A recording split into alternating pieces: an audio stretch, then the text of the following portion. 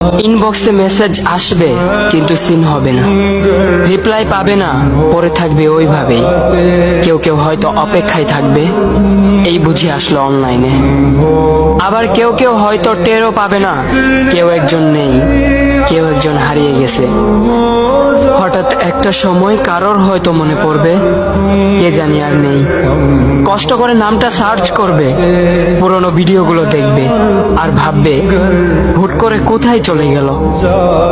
আবার কেউ কেউ হয়তো একদিন দুই দিন না পেয়ে ফ্রেন্ড লিস্ট থেকে আনফ্রেন্ড করে দেবে।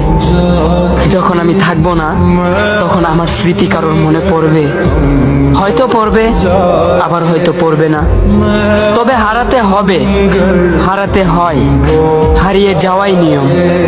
পার্থক্য একটাই, কেউ আয়োজন করে হারায় আর কেউ হুট করে হারায়। আমি না হয় হুট করে হারিয়ে যাব।